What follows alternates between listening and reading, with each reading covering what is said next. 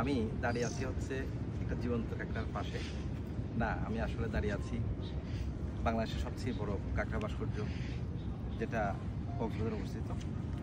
এই কাঁকড়ার আজকে আপনাদের একটা চমৎকার বর্ণনা দিব, যেটা হচ্ছে এই কাঁকড়ার উচ্চতা হচ্ছে 14 ফিট এবং হচ্ছে প্রস্থ হচ্ছে 18 ফিট।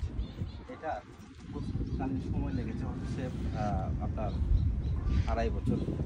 এটির ওজন হচ্ছে প্রায় 600 কেজি।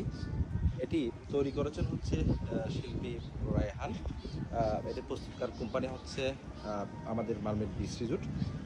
বিশেষ করে এই ভাস্কর্য শুধুমাত্র একটি দর্শনীয় স্থান নয়, বরং এটি কক্সবাজারের জীববৈচিত্র্য সৃজনশীলতার এক চমৎকার নিদর্শন। সমুদ্রের পার ঘেঁষে দাঁড়িয়ে থাকা এই লাল কাঁকড়া যেন পর্যটকদের আহ্বান করে, আসুন প্রকৃতি ও শিল্পের অপূর্ব মিলন দেখুন।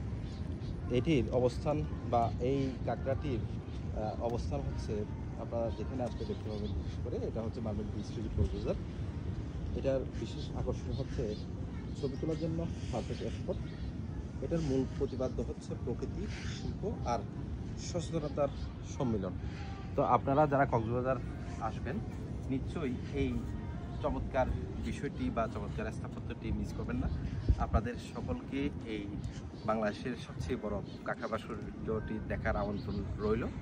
সবাই ভালো থাকবেন। ধন্যবাদ।